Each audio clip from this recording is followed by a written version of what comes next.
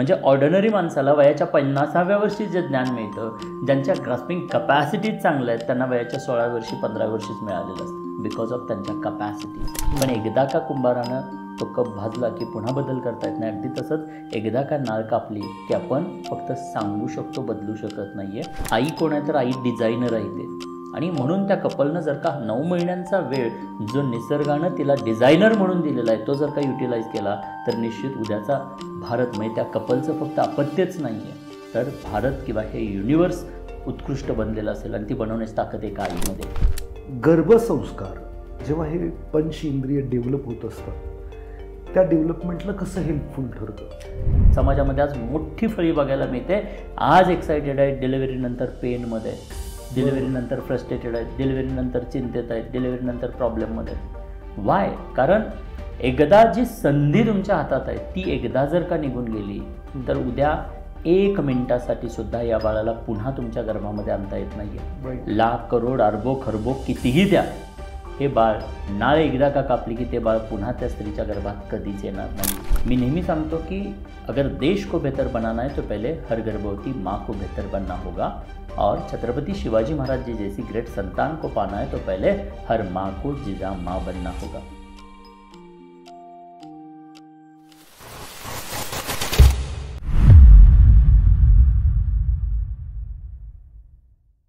नमस्कार मित्रांनो, विजेता कॉर्नर द रिअल हिरो या पॉडकास्टमध्ये मी आकाश गोंदवले तुमचं मनापासून पुन्हा एकदा स्वागत करतो. मित्रांनो, आज आपल्याला डॉक्टर विष्णू माने भेटायला आलेले आहेत आणि ते आपल्याला मार्गदर्शन करणार आहेत गर्भसंस्कार या महत्त्वाच्या विषयावरती. बघा मित्रांनो, प्रत्येक माणसाचं आयुष्य हे मुलांवरती डिपेंडंट आहे आणि प्रत्येक माणूस सकाळपासून संध्याकाळपर्यंत आपल्या मुलांच्या भविष्यासाठी, त्यांच्या उज्ज्वल जीवनासाठी मेहनत करतोय, प्रयत्न करतोय. पण मुलगा जन्माला आल्यानंतर त्याच्यावरती जास्त काम करायचं का गर्भात असतानाच त्याच्यावरती काही संस्कार करता येऊ शकतात याच्याविषयी आज खूप महत्त्वाची माहिती डॉक्टर विष्णू माने सर आपल्याला देणार आहेत. त्यांना मी दुसऱ्यांदा इथं स्पेशली बोलवलं आहे. याचं कारण असं आहे की हा विषय मलासुद्धा खूप महत्त्वाचा वाटतो आणि the power of subconscious mind, NLP आणि खूप साऱ्या गोष्टी ऐकल्यानंतर वाटतं की यार गर्भातच जर खूप साऱ्या गोष्टींचं ज्ञान किंवा डेव्हलपमेंट, ब्रेनची डेव्हलपमेंट जर झाली तर पुढचं जीवन जगणं खूप सुखकर होऊ शकतं. तर त्याबद्दल आज इत्तुंभूत गोष्टी जाणून घेणार आहे डॉक्टर विष्णू माने सरांकडून. तर विष्णू, तुमचं या पॉडकास्टमध्ये मनापासून स्वागत. सर्वात पहिला प्रश्न, गर्भसंस्कार का घ्यावं असं तुम्हाला वाटलं? गर्भसंस्कार का घ्यावं म्हणतो ना की कोणतीही गोष्ट बनत असताना उत्कृष्ट बनवता येते, बनल्यानंतर नाही. हातात फोन आहे, हा फोन बनला, मार्केटमध्ये आला आणि जर याच्यात प्रॉब्लेम्स असतील तर हा फेल आहे.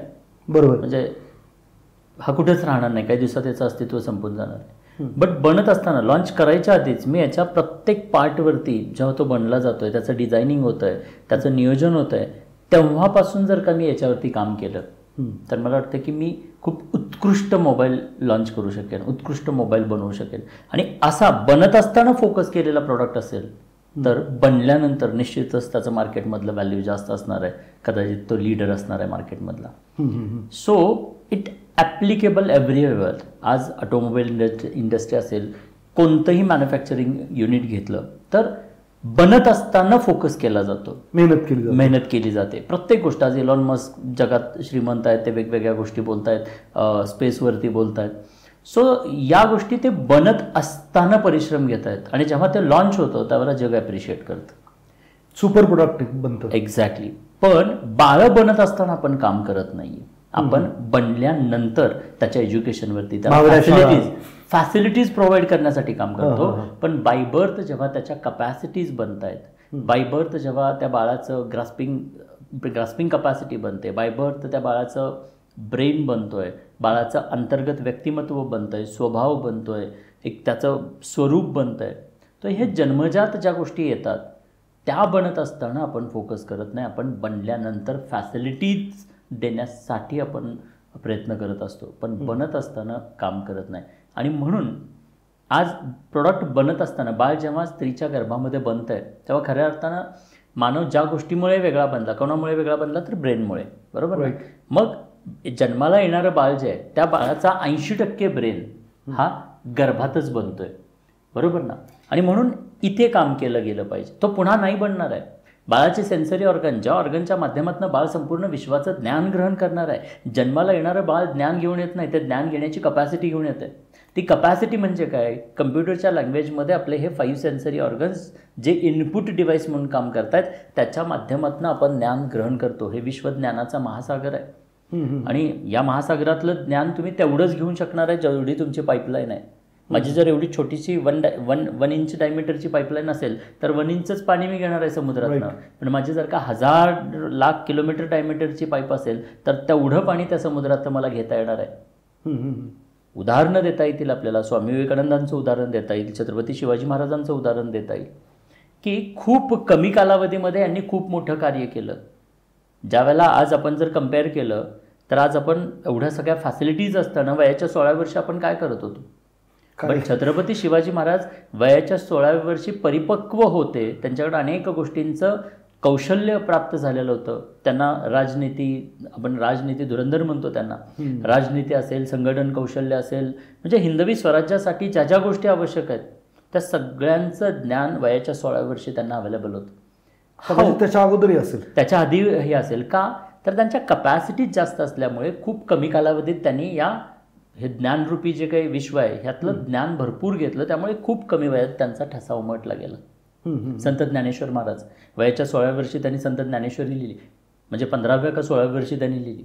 सो एवढ्या कमी वयात संत ज्ञानेश्वरीसारखा ग्रंथ लिहिणं, तेही हजारो वर्षांपूर्वी, त्या एजमध्ये लिहिणं, ज्या एजमध्ये आपल्याला खरं तर कुठलीच अक्कल नव्हती, त्या एजमध्ये ते खूप काही केले. कसे केले, कुठून आलं ज्ञान त्यांना.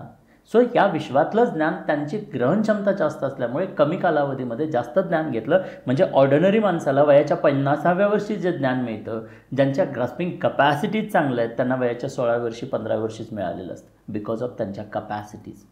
मग ही कपॅसिटी ज्या इंद्रियांच्या माध्यमातून मिळते, ते इंद्रिय कुठे बनत आहेत, डिलिव्हरीनंतर कुठल्या शाळेत आणि हॉस्पिटलमध्ये नाहीत बनत. ते आईच्या गर्भात जेव्हा ते बाळ प्लॅसेंटाला जोडलेलं आहे तेव्हा बनते. म्हणजे ब्रेन आईच्या गर्भात बनतोय, 5 सेन्सरी ऑर्गन्स आईच्या गर्भात बनत आहेत. इंटरनल जे ॲटोनॉमस सिस्टीम आहे, एक व्यक्तिमत्व असतं, प्रत्येक व्यक्तीचा जन्मजात एक स्वभाव असतो, तो सुद्धा आतमध्येच बनतोय. हे स्वरूप बाह्य हे सुद्धा आतमध्येच बनतंय. जन्माला आल्यानंतर फक्त ज्ञान घेण्याचं काम करतो आणि ज्ञानाच्या मार्गावरनं चालत आपण यश मिळवत असतो. पण ती ज्ञान घेण्याची कपॅसिटीज माझी जर का कमी असेल तर मला काहीच करता येणार नाही. मी एक उदाहरण नेहमी देत असतो की जसं हा कॉफीचा मग आहे, ह्याची काहीतरी कपॅसिटी बनलेली आहे ना, 200 ml 500 ml. बरोबर. हे बनल्यानंतर कुंभारानं हा कप बनवला, एकदा का भाजला की आता मला याच्या कपॅसिटीमध्ये काहीच करता येत नाही. मी हवं तर फार तर रंगरंगोटी करू शकतो, याला डेकोरेट करू शकतो, पण याची 200 ml ची 500 ml आता नाही बनवू शकत आहे. पण बनत असताना त्या कुंभाराला जर का मी सांगितलं असतं मला की अर्धा लिटरचा नको आहे, 500 ml नको, मला हा 5000 ml चा हवा आहे, 50,000 ml चा हवा आहे, 50 लिटरचा हवा आहे, व्हॉट एव्हर, जर कुंभाराला मी सांगितलं असतं तर कुंभारानं त्या पद्धतीनं याला आकार देणं शक्य होतं. कारण रॉ मातीचा गोळा त्याच्या हातात होता. तो जसं डायरेक्शन देईल तसा तो मातीचा गोळा त्या गोळ्यातनं आकार देता आला असता, त्याची कपॅसिटी बनवता आली असती, त्याचं स्वरूप बनवता आलं असतं, त्याची क्वालिटी डिफाईन करता आली असती. पण एकदा का कुंभारानं तो कप भाजला की पुन्हा बदल करता येत नाही. अगदी तसंच एकदा का नाळ कापली की आपण फक्त सांगू शकतो, बदलू शकत नाही आहे. कारण जोपर्यंत हे बाळ त्या आईच्या प्लॅसेंटाला जोडलेलं आहे तोपर्यंत ते कोणतं स्वतंत्र व्यक्तिमत्व नाही आहे, ते त्या आईच्या शरीराचा हिस्सा आहे. आणि जोपर्यंत त्या आईच्या शरीराचा हिस्सा आहे तोपर्यंत बदल करता येणार आहे. एकदा का डिलिव्हरी झाली की आपण फक्त सांगू शकतो, बदलू शकत नाही. आणि म्हणून गर्भसंस्कारांचं हे जे महत्त्व आहे, मी नेहमी सांगतो की अगर देश को बेहतर बनाना है तो पहले हर गर्भवती माँ को बेहतर बनना होगा, और छत्रपति शिवाजी महाराज जी जैसी ग्रेट संतान को पाना है तो पहले हर माँ को जिजा माँ बनना होगा. कारण जिजाऊ बनल्याशिवाय शोभा येणारच नाही आहे. बरोबर. त्यामुळे आज प्रत्येक आई जी बाळाला जन्म देण्याचा विचार करते ती मला जिजाऊ दिसते. कारण तिनं जर आज निर्णय निश्चय घेतला, या 9 महिन्यांचा निसर्गानं जो वेळ दिलेला आहे त्या वेळेचा जर प्रॉपर उपयोग केला तर घराघरात छत्रपती शिवाजी महाराजांसारखं उत्तुंग व्यक्तिमत्व जन्म घेतलेलं असेल. आणि मग हा देश बदलायला वेळ लागणार नाही. ओके. आपण काय करतो की प्रोडक्ट बनला आणि मग आता त्यात डिफेक्ट आहेत, मग त्याला रिपेअर करा, मग वेल्डिंग करा, मग त्याला महागड्या शाळेत घाला, मग ह्या सगळ्या गोष्टी करतो. आणि महत्त्वाचा भाग काय माहिती आहे का, एक गंमत आहे.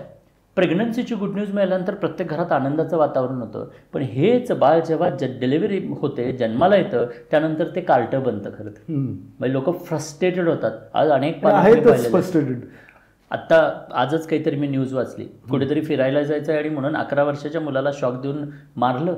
बापरे.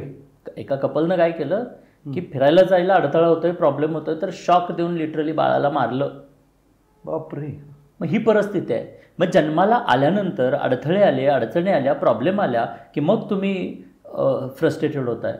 पण हेच जर आधी तुम्ही वेळ दिलात तर डिलिव्हरीनंतर तुमच्या बाळाला वेळच द्यायची गरज नाही. स्कूलच काय असते, स्कूलच्या बाहेर उभा राहून सुद्धा इतिहास निर्माण करेल. डॉक्टर बाबासाहेब आंबेडकरांचं उदाहरण आहे, स्वामी विवेकानंदांचं उदाहरण आहे. स्वामी विवेकानंदांच्या आईने गर्भसंस्कार केले, गर्भात असणाऱ्या स्वामीजींसाठी त्यांनी वेगवेगळ्या ॲक्टिव्हिटीज केल्या. तिथे तो स्वभाव, स्वरूप, संस्कार आणि कपॅसिटीचं वरदान आईनं दिलं. त्यामुळे आईला डिलिव्हरीनंतर माहिती होतं माझं बाळ जगाच्या पाठीवर कुठेही जाऊ दे, ते भारत परिक्रमेला जाऊ दे. सापडतात का? हां, भारत परिक्रमेसाठी जाऊ दे किंवा ते शिकागो परिषदेला जाऊ दे, जिथे जाईल तिथे माझं बाळ आईवडिलांचं देशाचं नाव रोशन करेल, हा आईला कॉन्फिडन्स होता.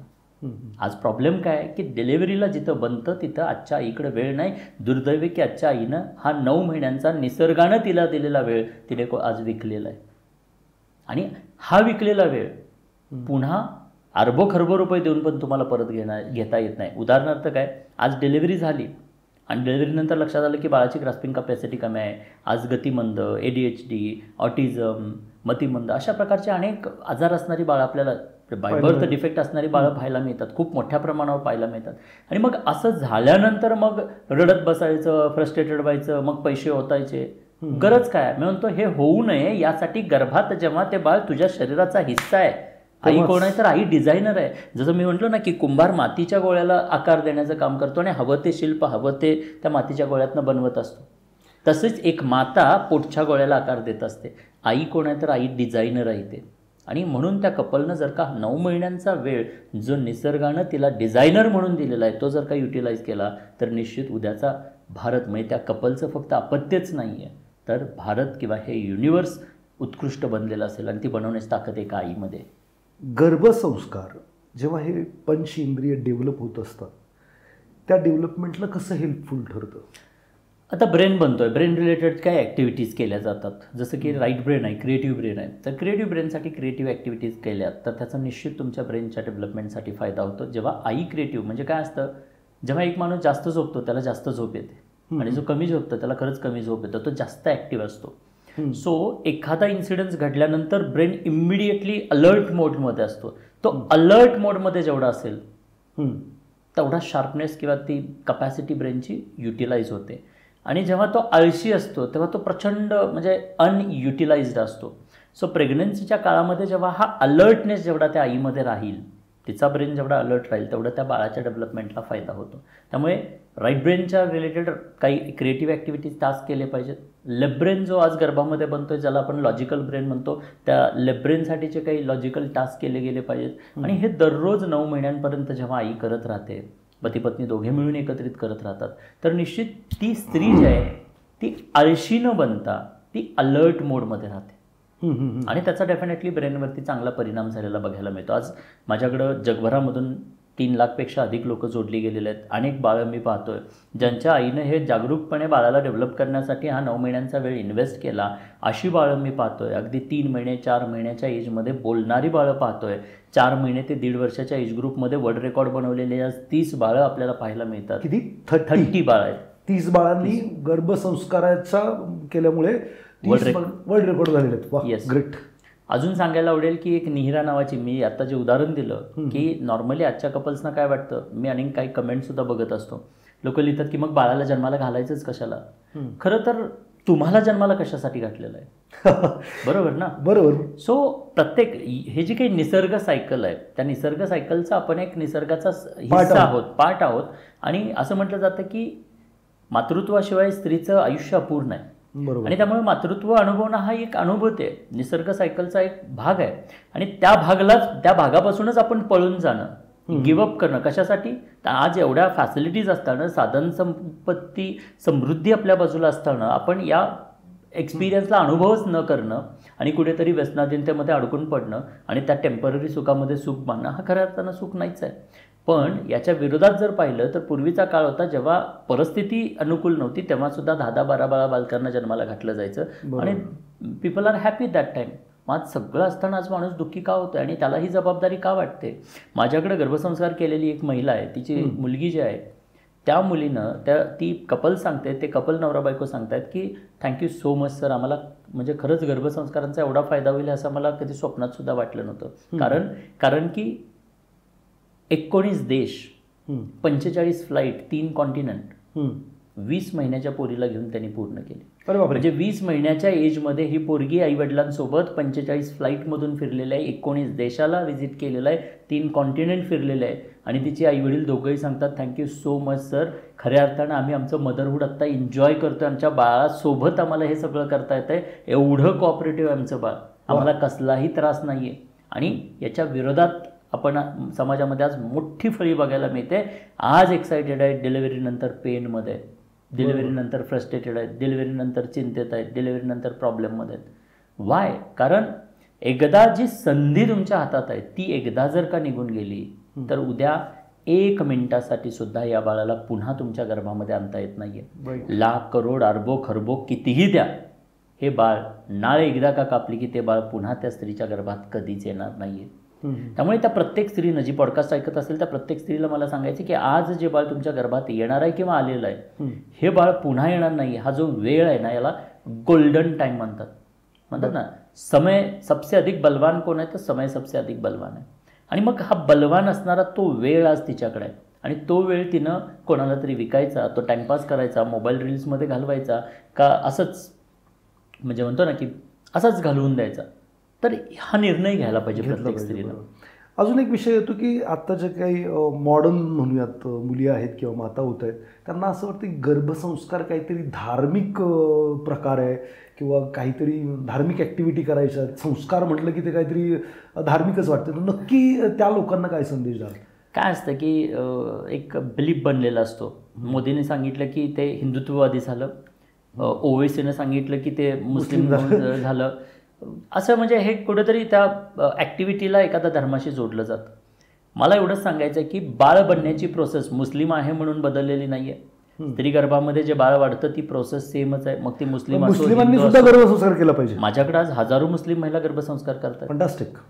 ऑल जाती धर्माच्या महिला गर्भसंस्कार करतायत. कारण ही धार्मिक प्रक्रिया नाहीये. कारण का सांगतो की बाळ बनण्याची प्रक्रिया धर्मावाईज कुठेही बदलत नाहीये. ती सिमिलर आहे. ती मुस्लिम धर्मीय असो, हिंदू असो, ख्रिश्चन असो, कुठल्याही धर्माचे असो.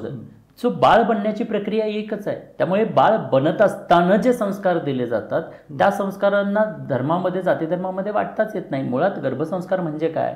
गर्भसंस्कार म्हणजे कोणताही धार्मिक विधी नाहीये, तर गर्भसंस्कार म्हणजे त्या प्रत्येक गर्भवती महिलेचं 9 महिन्यांसाठी happy, active, creative, energetic, peaceful, stable, positive आणि कन्सिस्टंट असणं म्हणजे गर्भसंस्कार आहे. खरं तर ही सायकोलॉजी आहे.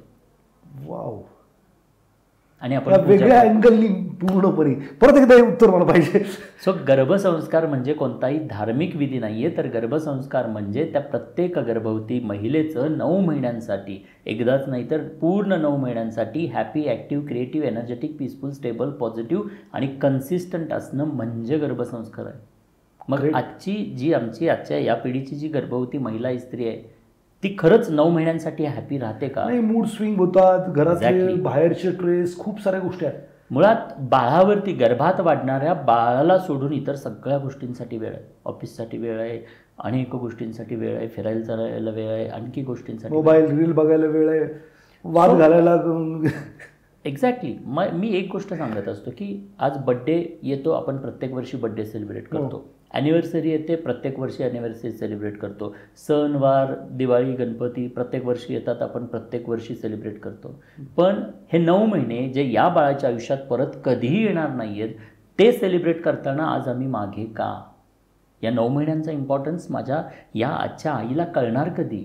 बाळं फक्त अनावधानानं जन्माला घालायची आणि म्हणजे बाय चान्स जन्माला घालायची आणि जन्माला आल्यानंतर ती फक्त 150 करोड आबादीचा फक्त हिस्सा बनवायची.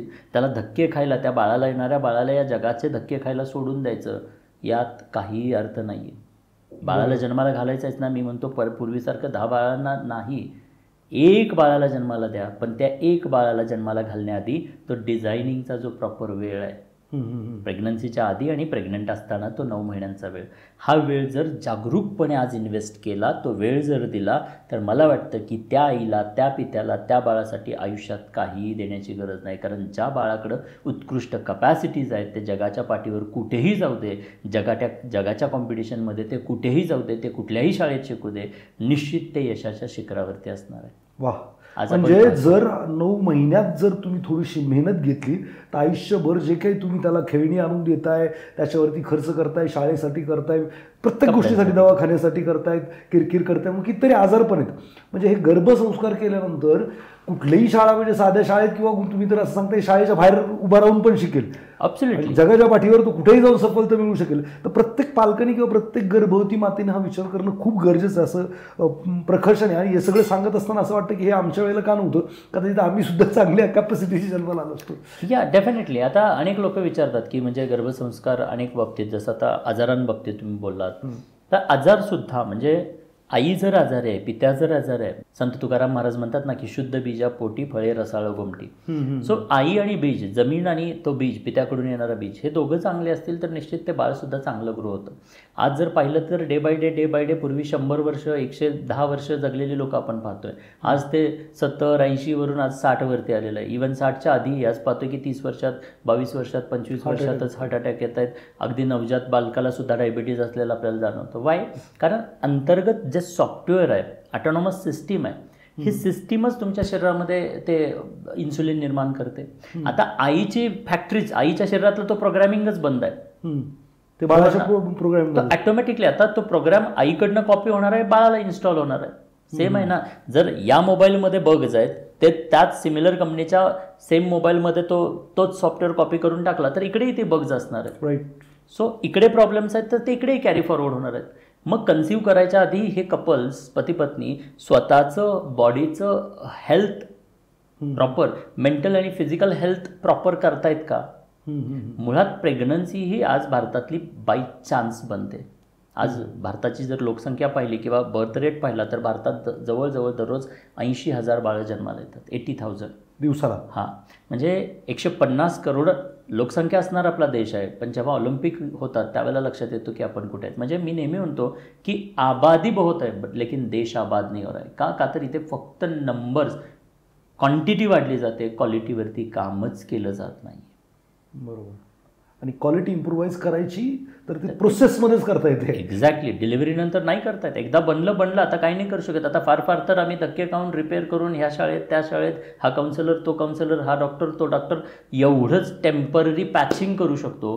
पण बाय बर्थ ज्याच्याकडे क्वालिटी आहेत तर जगाच्या पाठीवर कुठेही जाऊ दे ते कधीच हारत नाही. आज आपण समाजामध्ये पाहतो की गरीब परिस्थितीतून आलेला एखादा विद्यार्थी प्रचंड यशाच्या टोकावरती पोहोचतो आणि ज्याच्याकडे ऑलरेडी काय तो काय करत नाही. तर का नाही करत? ज्याच्या त्या कपॅसिटीज आहेत, ज्याची कपॅसिटी उत्कृष्ट बनलेली आहे, ते निश्चित त्या यशाच्या शिखरावरती पोचतं. ते क्षेत्र कुठलेही निवडे, ज्या क्षेत्रात जाल त्या क्षेत्रात ते टॉपला पोचलेलं असतं. कारण त्याचं सिस्टीम, आतली सॉफ्टवेअर ही अंतर्गत सिस्टीम सगळी स्ट्रॉंग बनलेली आहे. पण असे काही तुमच्याकडे एक्झाम्पल आहेत का की जिथं प्रेग्नन्सीमध्ये बरेचसे प्रॉब्लेम येतात, मिसकॅरेज होतं किंवा खूप सारे प्रॉब्लेम्स असतात, कॉम्प्लिसिटीज असतात, मग असे काही एक्झाम्पल आहेत का की गर्भसंस्कार तुमचा वर्ग जॉईन केल्यानंतर असे जे काही प्रॉब्लेम्स होते त्यातनं त्या महिला बाहेर आल्या आणि त्यांना म्हणजे उत्कृष्ट बालकं जन्माला आली? खूप सारे एक्झाम्पल्स देता येतील. मध्यंतरी वॉकिंगला गेल्यानंतर एक महिला आली आणि त्या महिलेनं मला विचारलं, विष्णू सर का? म्हणलं हो. आणि हजबंड वाईफ दोघे होते आणि त्यांनी सांगितलं की सर थँक्यू सो मच, मी GSC मॉम आहे, तुमच्याकडे गर्भसंस्कार केलेला आणि खरंच सर तुम्ही भेटलात, खूप आनंद झाला आणि मला तुम्हाला थँक्यू म्हणायचं. म्हणलं का, काय असं अचिव्हमेंट झाली? त्यांनी सांगितलं की सर 5 वेळा मिसकॅरेजेसची हिस्ट्री होती. बरं. आणि त्यामुळे परत आता आई होईल का हा एक प्रश्न होता. बट प्रेग्नन्सी प्लॅनिंगमध्येच म्हणजे आम्ही हे वर्कशॉप तुमचं अटेंड केलं आणि तेव्हापासून मग आम्ही तुम्ही सांगितलं आहे तसं ते प्लॅन केलं. मी GSCशी जोडले गेले आणि त्यानंतर हे सगळं गर्भसंस्कार वगैरे केले. म्हणजे पुढं तुमच्यासोबत जोडून ही प्रोसेस मी सगळी फॉलो केली. आणि सर आज 6 महिन्यांचं बाळ आहे. वा. त्याला घरी ठेवून हे दोघेजण वॉकिंगला आलेले होते. आणि असे अनेक उदाहरणं आहेत. कोणाच्या हृदयाला होल होतं, मग त्याच्यासाठी काही म्हणजे मला एक गोष्ट सांगायची आहे, त्या स्त्रीच्या शरीरामध्ये जे शरीर बनतं आहे, बाळाचं शरीर बनतं आहे, ते बाहेरून येऊन कोणी बनवत नाही. Its own body, it's her own body. तिचं शरीरच आहे जे आत अनेक शरीर म्हणजे दुसरं एक शरीर निर्माण करतं. त्यामुळे तिनं स्वतःच्या इमोशन्सना, स्वतःच्या भावनांना स्वतःला जर का कंट्रोल केलं, ती काही प्रोसेस फॉलो केली, कन्सिस्टन्सी आणली, रुटीन आणलं, तर माणसाचा एन्थुझियाझम खूप हाय झालेला असतो. मुळात प्रेग्नन्सीमध्ये हार्मोनल इम्बॅलन्सेसमुळे मूड स्विंग होणं, स्ट्रेस होणं, राग होणं, चिडचिड होणं, या गोष्टी स्वाभाविक आहेत, या होणारच आहेत. बट या होत असताना सुद्धा तुम्ही स्वतःला किती कणखर आणि खंबीर ठेवताय, दॅट मॅटर्स अ लॉट. आणि गर्भसंस्कार त्यासाठी खूप मदत करतात. गर्भसंस्कार ही प्रोसेस आहे, हा कोणता असा फक्त वर्ड नाही आहे. गर्भसंस्कार ही प्रोसेस आहे, त्या प्रोसेसचं नाव गर्भसंस्कार आहे मी म्हणेन. ओके. आणि त्या प्रोसेस अंतर्गत मग अनेक ॲक्टिव्हिटीज करून त्या स्त्रीला एंगेज करण्याचं काम केलं जातं, तिला हॅपी ठेवण्याचं काम केलं जातं, तिला क्रिएटिव्ह ठेवण्याचं काम केलं जातं, तिला एनर्जेटिक बनवलं जातं, ती कधीही डाऊन होत नाही. जेव्हा स्त्री गिवअप केलेली असेल, ती अशी निराश असेल, उदाहरणार्थ आता तुम्ही फायनान्शियलचे ट्रेनिंग घेतात, फायनान्शियल कोच आहात, तुम्ही ज्या दिवशी तुमचा मूडच नाही आहे, खूप लो फील होत आहे, एनर्जी नाही, आणि तुम्ही जाऊन सेशन घेता, तुम्ही काही लोकांसमोर 100 लोकांसमोर काही भाषण देता, तुमचं भाषण कसं होईल? चांगलं होईल का?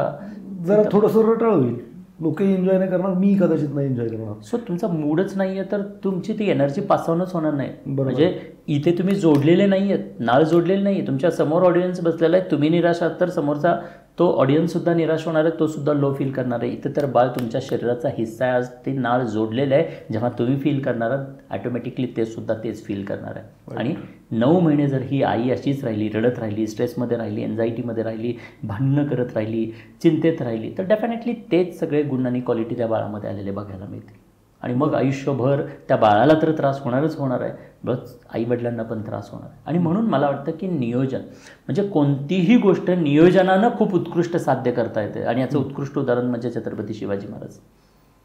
छत्रपती शिवाजी महाराज आज त्यांच्या आयुष्यात यशस्वी बनले, त्यांनी जे काही आज यश मिळवलं त्याच्या पाठीमागे सगळ्यात महत्त्वाचा भाग होता, पहिलं तर आई, ज्यांनी हे विजन दिलं, ज्यांनी बाय बर्थ कपॅसिटीज दिल्यात, आणि त्यानंतर मग छत्रपती शिवाजी महाराजांचं नियोजन. मग त्यांनी प्रत्येक गोष्टीत प्लॅनिंग उत्कृष्ट केलं. राष्ट्रमाता जिजाऊ माँसाहेबांनी प्लॅनिंग उत्कृष्ट केलं, आणि म्हणून हे सगळे जिंकू शकले. आपण प्लॅनिंगलाच महत्त्व देत नाही. आपण इथे अनावधानानं बाळ कन्सिव्ह करतो आणि मग झालं, तिथनं पुढे जर्नी. सगळेच लग्न झाल्यावर बाळाला जन्माला घालतात म्हणून आम्ही लग्न झालं आता बाळाला जन्माला घालायचं म्हणून जन्माला घालतो. No one has any kind of reason or purpose for baby birth. तर गर्भसंस्कार हे फक्त महिलेनेच केले पाहिजे का त्याच्या पित्याचा, म्हणजे बाळाच्या पित्याचा पण काही रोल आहे? 100% रोल आहे. जसं की बीज देण्याचं काम कोण करतंय, तर बीज देण्याचं काम पिता करतोय. सो बीज देण्याआधी पिता हेल्दी असणं गरजेचं आहे. पिता निश्चित चांगला असला पाहिजे. आई हेल्थ वाईज मेंटली, पिता आणि आई दोघेही हेल्दी आणि स्टेबल असले पाहिजेत. हा पहिला भाग आहे. त्यानंतर दुसरा भाग जिथे पित्याचा इनडायरेक्ट रोल आहे, डायरेक्ट नाही. डायरेक्ट रोल कोणाचा आहे, तर आईचा आहे. बिकॉज बाळ आईच्या शरीराला डायरेक्टली जोडलं गेलेलं आहे, ते तिच्या शरीराचा हिस्सा आहे. जेव्हा ती पत्नी आत्ता लो फील करते, तिला मूड स्विंग्स होणार आहेत, तिला ह्या गोष्टी होणार आहेत, तर तिला आनंद देण्याचं काम कोण करू शकतो? तिच्या जवळचा कोण सर्वात आहे, तर पती आहे. मग तिथे त्या स्त्रीला आनंदी हॅपी ठेवण्याचं काम पतीचं आहे. त्या स्त्रीला आनंदी ठेवण्याचं काम इनलॉजचं आहे.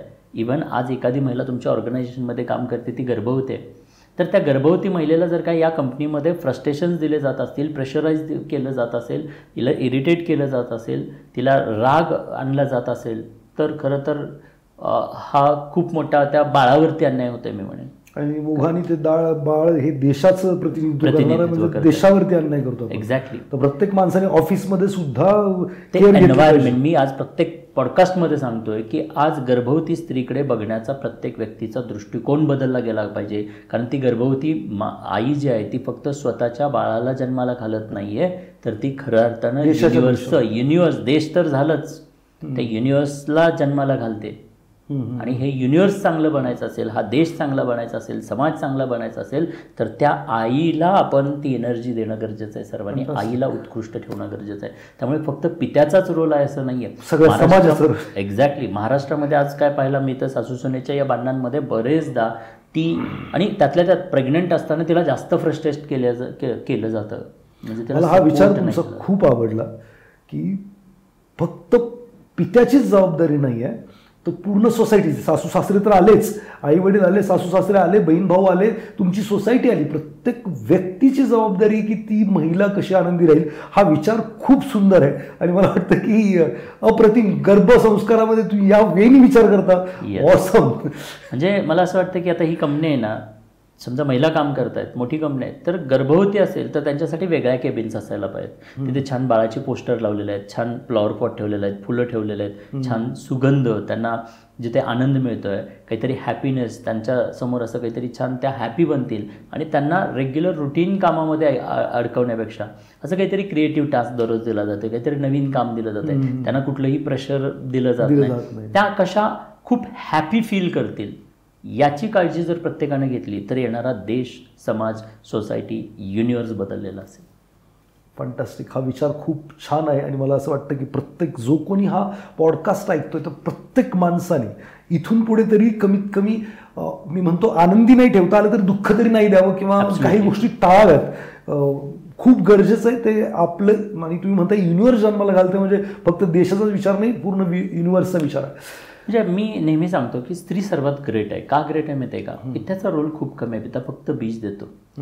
डिझाईन करण्याचं काम, ते 9 महिने गर्भात त्याला स्वभाव, स्वरूप, संस्कार आणि कपॅसिटी देण्याचं काम पित्याला नाही दिलेलं, आईला दिलेलं आहे. कारण जे पेशन्स आईकडे आहेत, जे पेशन्स स्त्रीकडे आहेत, जे सद्गुण कदाचित काही क्वालिटीज आईकडे आहेत, आई उत्कृष्ट निर्माण करू शकते. जसं आपण भूमाता म्हणतो, म्हणजे जमिनीला भूमाता म्हणतो. शेतकरी जेव्हा बीज पेरतो तो त्या भूगर्भामध्ये पेरतो आणि भूगर्भ चांगला असेल तर ते उगवलेलं झाडसुद्धा खूप उत्कृष्ट उगवणार आहे, पानं, फळं, फुलं येणार आहेत.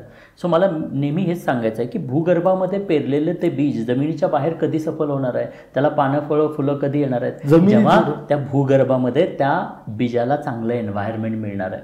बरोबर. अगदी तसंच जेव्हा हे पित्याकडून आलेलं बीज स्त्रीगर्भामध्ये येतं, स्त्रीगर्भाशी अटॅच होतं आणि ते 9 महिने तिथे राहतं, त्या 9 महिन्यांमध्ये जर का त्या स्त्रीगर्भामध्ये असणाऱ्या त्या पित्याकडून आलेल्या बीजाला जर का चांगलं एन्व्हायरमेंट मिळालं तर हे बाळ जन्माला आल्यानंतर निश्चितच देशाचं, आईवडिलांचं, सगळ्यांचं प्रतिनिधित्व करू शकणार आहे, खूप उत्कृष्ट बनणार आहे. फंटास्टिक. आता हा पण एक प्रश्न येतो, गर्भसंस्कार म्हणले काहीतरी रटाळ असेल, पण तुम्ही जे काही बोलताय त्याच्यावरनं वाटत नाही की ते रटाळ, पण काय प्रोसेस असणार आहे किंवा खरंच ते एंटरटेनिंग असणार आहे, रटाळ असणार आहे का लईच मेहनत करायला लागणार गर्भसंस्कार घ्यायचं? म्हणजे खूप चांगला प्रश्न विचारला. काय झालं की आत्तापर्यंत गर्भसंस्कार म्हटलं की आमच्या डोळ्यांसमोर एखादं पुस्तक यायचं, गर्भसंस्कार म्हटलं की पूजापाठ यायचं, गर्भसंस्कार म्हटलं की मंत्रोच्चार यायचं, ध्यानधारणा यायचं. तर गर्भसंस्कार म्हणजे मंत्रोच्चार फक्त होऊ शकतं का? तर अजिबात नाही. गर्भसंस्कार म्हणजे पुस्तक होऊ शकतं का? तर अजिबात नाही. पुस्तक तुम्हाला इन्फॉर्मेशन्स देणार आहे आणि घेतलेली इन्फॉर्मेशन त्या 9 महिन्यांसाठी आचरणातच आणली नाही तर त्या वाचलेल्या गोष्टींचा किंवा त्या पुस्तकाचा शून्य व्हॅल्यू आहे, म्हणजे त्याचा काहीही फायदा नाही. आम्ही आता ज्या पद्धतीनं नवीन म्हणजे गर्भसंस्कारांसाठी काय आणलं की बाळ एका दिवसात बनतंय का? तर ते नाही आहे, ते 9 महिने दररोज वाढतंय. तर दररोज ती आई आनंदी कशी राहील यासाठी ॲक्टिव्हिटीजमध्ये एंगेज केलं जातं. आणि अशा ॲक्टिव्हिटीज की सर्वसाधारण ब्रेनसाठीच्या ॲक्टिव्हिटीज असतील, सेन्सरी ऑर्गनच्या डेव्हलपमेंटसाठीच्या काय ॲक्टिव्हिटीज असतील, त्या स्त्रीला स्वतः हॅपीनेस यावा, इमोशन्स बदलाव्या यासाठीच्या काय ॲक्टिव्हिटीज असतील, तिनं स्वतःला कॉन्फिडंट, करेजियस बनवावं यासाठीच्या काय ॲक्टिव्हिटीज असतील, तर अशा ह्या ॲक्टिव्हिटीजचा सेट डिझाईन केलेला आहे की जो येता जाता, ऑफिसला जात असताना, ऑफिसमधून येत असताना सर्वसाधारण एक 90 मिनिटं तिनं स्वतःला द्यायचं आहे. आणि हे बोरिंग नसणार आहे आणि कधीही 90 मिनिटं बोरिंग अजिबातच नाही. आम्हीच्या एवढ्या सुंदर अशा अनेक महिला आहेत. मुंबई पोलीसमधली एक महिला होती उमा पांगम नावाची, त्या सांगायच्या की सर जसं आम्ही इकडे मुंबई पोलीस म्हटलं की आता काय होतं की टायमिंग नसतं, कोविडमध्ये होतं त्या म्हणायच्या की सर लिटरली एवढा स्ट्रेस होता दिवसभर, ते एकतर कोविडची भीती होती, नाकाबंदी, इकडे अडवाडवी, हे ते, घरात एक मुलगा आणि पती घरी आणि मी जॉबला, आणि मग ते संध्याकाळी आल्यानंतर म्हणजे निगेटिव्हिटीज होती. बट मी इकडे गर्भसंस्कारला या ॲक्टिव्हिटीजना जॉईन झाल्यामुळे असं झालं की घरी आल्यानंतर मला थकायला व्हायचं घरी येईपर्यंत. सकाळी गेलेली संध्याकाळी 7 वाजायचे घरी यायला आणि घरी आल्यानंतर पुन्हा घरची कामं असायची. बट मी या प्रोसेसमध्ये इन्व्हॉल्व झालो आणि माझ्या डोक्यातल्या सगळ्या निगेटिव्हिटी गेल्या. मला ना कोविडची भीती वाटली, ना कशाचा आळस आला, ना कशाचा कंटाळा आला, ना काय झालं. मी एवढी एनर्जेटिक असायची की सकाळपासून रात्रीपर्यंत अशी नुसती एनर्जीने भरलेली असायची. मला कधीच थकवा वाटला नाही, आळस वाटला नाही, भीती वाटली नाही, कंटाळा वाटला नाही. सो बिकॉज विजन बदललेलं होतं. मी आता म्हणतात ना की रिकामं मन हे शैतानाचं घर असतं. तुम्ही रिकामे राहिलात की निगेटिव्हिटीज येतील, मग मनात यायला लागेल, मिसकॅरेज तर होणार नाही ना, बाळाला काही प्रॉब्लेम तरी नसेल ना, बाळाकडे काही येस, जे मनात आहे तेच क्रिएट होणार आहे. मग हे जे पॉपअप्स आपण म्हणतो, लिटल वाईज आपण म्हणतो, हे लिटल वाईज तुम्हाला अजून घाबरवतात, अजून तुम्हाला स्ट्रेस देतात, अजून टेन्शन देतात. म्हणजे ज्या सकारात्मकता आहेत, ज्या पॉझिटिव्हिटीज आहेत, त्याच्याकडे पाहण्याऐवजी आम्ही या निगेटिव्ह गोष्टींमध्ये अट्रॅक्ट राहतो आणि तिकडेच मग अडकून पडतो. आणि त्या गोष्टी काय करतात, बॉडीची एनर्जीच काढून घेतात. माणूस असा मस्त ढम्म होऊन बसतो. मग प्रेग्नन्सीमध्ये आपल्याकडे पाहतो ना की भारतीय महिला बरेचदा कंपॅरिझन्स येतात रील्समध्ये आजकाल, की फॉरेनमधल्या गर्भवती महिला कशा असतात, त्या जिम करत असतात, काय करत असतात, ते किती ॲक्टिव्ह असतात. ॲक्टिव्ह बनलात की तुम्ही अजून ॲक्टिव्ह बनता, तुम्ही आळशी बनलात की तुम्ही अजून आळशी बनता. हा रूल आहे. इथे जेव्हा तुम्हाला रुटीन लागतं, रुटीन म्हणजे काय, दररोज, मी कन्सिस्टन्सी शब्द वापरलेला होता की कन्सिस्टंट एक टास्क करताय ना, सो दररोज 9 महिन्यांपर्यंत दररोज तो करायचा. आणि दररोज जेव्हा स्वतःला तुम्ही स्वतःच्या करायला सांगता, आम्ही करून घेतो. म्हणजे आपल्या प्रोसेसमध्ये 2 भाग आहेत. एक तर जिजाऊंचे बाळकडू या नावानं आपल्या कार्यशाळा होतात, ऑनलाईन ऑफलाईनला कार्यशाळा होतात. या कार्यशाळेच्या माध्यमातून कंप्लीट या 9 महिन्यांचं नॉलेज फक्त पतीलाच नाही आहे तर इनलॉजना सुद्धा. माझ्या कार्यशाळा ऑफलाईन होतात तेव्हा मी सांगतो की तुम्ही सगळ्या फॅमिलीने अटेंड करायचं आहे. वाय की फक्त त्या स्त्रीची भावना, म्हणजे स्त्रीचा विचार बदलून चालणार नाही, तिला सपोर्ट करणारे लोक तुम्ही आहात. त्यामुळे यावेळेला पती पण पाहिजे, इनलॉज पण पाहिजे. तुम्ही एकत्रित जेव्हा हे वर्कशॉप अटेंड करता त्यावेळेला त्या गर्भवती स्त्रीकडे बघण्याचा, त्या कुटुंबाचा दृष्टिकोन बदललेला असतो. आणि अशा पॉडकास्टमधून समाजाचा पण बदलेल नक्कीच. सो हे फार छान आहे की तुम्ही फक्त महिलेवरती फोकस नाही करत, कुटुंबावरती फोकस करताय. आणि या पॉडकास्टच्या माध्यमातून आपण समाजाला पण सांगतो की तुम्ही काय करा की बुवा गर्भवती महिलेकडे कोणत्या अँगलने तुम्ही पाहिलं पाहिजे, कसं तिला ट्रीट केलं पाहिजे. खूपच छान. माझा पुढचा प्रश्न असा आहे की जे काही गर्भसंस्कार, याला काही सायंटिफिक काही आधार आहेत का? निश्चित आहेत. आता वेदांमध्ये, म्हणजे भारतामध्ये पाहिलं तर हजारो वर्षांपासून पूर्वीपासून गर्भसंस्कारांवरती बोललं जातं. आणि गर्भसंस्कारांबद्दलचे अनेक दाखलेसुद्धा आपल्याला बघायला मिळतात. जसं भक्त प्रल्हादांबद्दल ऐकायला मिळतं की भक्त प्रल्हाद खरं तर राक्षसाचं बीज, हिरण्यकश्यप त्यांचे वडील. सो राक्षसाचं बीज असताना सुद्धा जन्माला कोण आलं तर एक भगवान स्वरूप भक्त प्रल्हाद. कारण की जेव्हा भक्त प्रल्हाद आईच्या गर्भामध्ये होते तेव्हा आईनं एन्व्हायरमेंट कोणाचं दिलं तर साधू संतांच्या आश्रमांचं एन्व्हायरमेंट दिलं. आणि त्या एन्व्हायरमेंटमुळं राक्षसाचं बीज असणाऱ्या त्या बीजावरती एवढे छान संस्कार झाले की ती बीजसुद्धा एक भगवान स्वरूप प्राप्त झालं. सो हा गर्भसंस्कारांचा परिणाम आहे. आपल्याला अभिमन्यूबद्दलची स्टोरी आपण ऐकतो की जे चक्रविभेदन आहेत त्याच्याबद्दलचं, म्हणजे आत कसं शिरायचं हे गर्भात असतानाच अभिमन्यूने शिकलेलं होतं. बट तोपर्यंत झोप लागली आणि त्यानंतर पुढचा पाठ ऐकता आला नाही आणि मग ते गोष्टी राहून गेल्या आणि ते अर्धवट ज्ञान मिळालं. सो आज हे झालं इतिहासातले उदाहरणं. बट मेडिकल सायन्सला जर बघितलं, WHO मान्य करते की आज गर्भात वाढणाऱ्या त्या बाळावरती आईच्या इमोशनचा, आईच्या भावनांचा, आईच्या एन्व्हायरमेंटचा परिणाम होतो. हे WHO सुद्धा मान्य करतं. आज मॉडर्न सायन्स प्रॅक्टिसेससुद्धा मान्य करतात की येस, निश्चितच त्याच्यावरती आपण जे आयुर्वेद म्हणतो, आयुर्वेदामध्ये हे मान्य केलं जातं की गर्भावरती निश्चित संस्कार करता येतात किंवा त्याच्यावरती परिणाम होतो. सो हे कोणाचा होतो तर या एन्व्हायरमेंटचा होतो. आणि हे एन्व्हायरमेंट आपण उत्कृष्ट ठेवलं पाहिजे. आत्ता प्रॉब्लेम काय माहीत आहे काय, जसं आता तुमच्या मागे झाड आहे, सो लोक झाडाकडे बघतायत, मला वा किती झाड आहे, किती झाड, प्रत्येकाचा फोकस त्या झाडाकडे आहे. पण ते झाड सुंदर बनण्यासाठी, त्याला पानं फळं येण्यासाठी त्याची जी रूट आहे, त्याची जी जमीन आहे, तो भूगर्भ आहे, तो उत्कृष्ट असला पाहिजे. तो उत्कृष्ट असेल तरच हे झाड बहरणार आहे. अगदी तसंच जेव्हा हे बाळ 9 महिने स्त्री गर्भामध्ये जेव्हा संस्कार, स्वभाव, स्वरूप आणि कपॅसिटी घेते, तिथे लक्ष दिलं पाहिजे. आजच्या कपलचं काय होतं, इनलॉज असो, नवरा असो, सगळ्यांचं काय प्रोडक्टवरती, जन्माला येणाऱ्या बाळावरती सगळे फोकस करतात. पण ते बाळ उत्कृष्ट जन्मायचं असेल तर ही आई उत्कृष्ट राहिली पाहिजे, तिच्या भावना उत्कृष्ट राहिल्या पाहिजेत, ती आनंदी राहिली पाहिजे, तिनं हे 9 महिने एन्जॉय केले पाहिजे, तिनं जागरूकपणे गर्भात वाढणाऱ्या त्या बाळासाठी वेगवेगळ्या ॲक्टिव्हिटीज केल्या पाहिजेत, तिनं स्वतःला बिझी, एंगेज, आनंदी ठेवलं पाहिजे आणि ती राहावी. यासाठी या सगळ्यांनी हे केलं पाहिजे. ना फक्त त्या झाडाकडं बघून चालणार नाही, येणारं बाळ म्हणून त्या बाळाकडे फोकस करून चालणार नाही. तुम्हाला बाळ उत्कृष्ट लाभायचं असेल, तुमच्या वंशाचा दिवा उत्कृष्ट यायचा असेल तर या स्त्रीला तुम्ही सांभाळलं पाहिजे, तिला एनकरेज केलं पाहिजे, तिला मोटिवेट केलं पाहिजे, तिला हे सगळं दिलं पाहिजे. आणि हे जर केलं तर मला वाटतं की भविष्यात त्या बाळासाठी तुम्हाला कुठे डोनेशन देण्याची सुद्धा नौबत येणार नाही. उलट बोलून घेतील. कारण हे स्पष्ट मत आहे. मी अनेक गोष्टी आहे याच्या आधी जेव्हा मी टीनेजर डेव्हलपमेंटसाठी काम करायचं, अनेक महिला यायच्या, अनेक कपल्स यायचे, कोणाला बाळाला घेऊन यायचे. आता बाळाला माझ्याकडे का घेऊन यायचे तर का तर ते बाळाचे काही बिहेवियरल इश्यूज आहेत, प्रॉब्लेम्स आहेत, ग्रास्पिंग कपॅसिटीज आहेत, अभ्यास केलेलं लक्षात राहत नाही, हे होत नाही, अनेक काही समस्या घेऊन यायचे. आणि हे समस्या घेऊन यायचं मी काउन्सिलिंग करायचं. त्यावेळेला अनेक आई सांगायच्या की कदाचित प्रेग्नन्सीमध्ये हे इश्यूज होते आणि म्हणून की काय हे आज मला असलं बाळ लाभलं. बापरे. आणि कदाचित त्याच्यामुळे तुम्हाला गर्भसंस्था सुचलं. ॲक्च्युली तिथून सुचलं मला. मग त्यावेळेला अनेक महिला जेव्हा विचारायच्या, मग त्यावेळेला माझ्या डोक्यात आलं की यार खरंच डिलिव्हरीच्या आधीचे हे 9 महिने आणि डिलिव्हरीनंतरचं आयुष्य यांचा काही संबंध आहे का.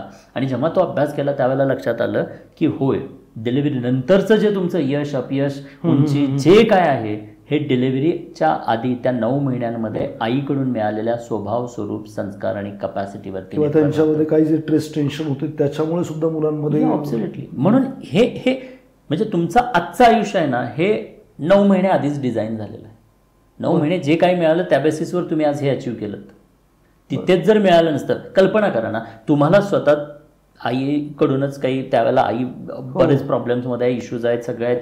आता ठीक आहे असतीलही फिजिकली, पण आईनं ते स्वतःवरती किती करून घेतले तोही भाग आहे. बाहेरचं एन्व्हायरमेंट अनुकूल निश्चित आपल्या वेळेला नव्हतं, बट आई त्यातल्या त्यात बाळासाठी म्हणून किती कमिटेड होती, ती किती स्वतःला आनंदी ठेवण्याचा प्रयत्न करत होती, त्याचा आज हे आउटकम आहे. पण कल्पना करा की जन्माला आलात आणि तुम्ही एकदम ढम्म होतात, मतिमंद होतात, गतिमंद असता, तर आज जे काही तुम्ही कमवलं, नाव, पैसा, समृद्धी, हेल्थ, वेल्थ, व्हॉट एव्हर, काय मिळवता आलं असतं तुम्हाला? काहीच नसतं. मग आज जे मिळवलं हे कोणामुळे मिळवलं? आईमुळे. अर्थातच जे काही तिन्ही परिणाम होऊन दिला नसेल किंवा काही माहीत नाही. ॲब्सोल्युटली. मग याचा विचार आज जे व्यक्तिमत्व आज आपल्याला ऐकतात त्या व्यक्तिमत्वाने कधी हा विचार केला की आज तुम्ही जे काय आहात, तुमचा वैचारिक क्षमता असतील, वैचारिक तुमची क्षमता आहे, तुमचे डिसिजन मेकिंग आहेत, तुमचे ग्रास्पिंग कपॅसिटी आहे, व्हॉट एव्हर आज तुम्ही हे काही करताय ना, ही एक आणि एक गोष्ट त्या आईनं दिलेली आहे. आणि तिनं जर हे दिलं नसतं, तिनं जर त्यावेळेला हे केलं नसतं, तर आज तुमचं अस्तित्व काय असतं? काहीच नाही, शून्य. शून्य. म्हणून आईवडिलांचं व्हॅल्यू काय, तर ही व्हॅल्यू आहे. प्रॉब्लेम आहे की आजच्या त्या आईवडिलांनाच मुळात हे माहिती नाही, या 9 महिन्यांचं व्हॅल्यू समजत नाहीये. आणि म्हणून मी तळमळीनं काम करतोय की घराघरातली आई जेव्हा बदलेल तेव्हा घराघरामध्ये छत्रपती शिवाजी महाराजांसारखं उत्तुंग व्यक्तिमत्व जन्म घेतलेलं असेल. फंटास्टिक. मला हे फार छान वाटलं की तुम्ही हे सांगितलं की तुमच्याकडे जेव्हा तुम्ही मुलांसाठी काम करत होता, टीनेजरसाठी काम करत होता, तिथे जेव्हा प्रॉब्लेम्स होते, जेव्हा तुम्ही आईवडिलांशी बोललात, म्हणजे हे हवेतनं नाही आहे, तुम्ही आईवडिलांशी बोललात आणि तेव्हा काही प्रॉब्लेम होते का, त्याचं रिफ्लेक्शन हे असू शकतं का, हे जे कनेक्शन लावलं तुम्ही ते पण उत्कृष्ट होतं. म्हणजे जे आज त्याची प्रूफ मिळाले ना, आज मला सांगायला खूप अभिमान वाटतो की आज माझ्याकडं, म्हणजे मी स्वतः मेडिकल डॉक्टर नाही आहे, माझं ऑनररी डॉक्टरेट आहे, बट आज माझ्याकडं 300पेक्षाही अधिक स्वतः MBBS गायनॅकॉलॉजिस्ट गर्भसंस्कार करतायत.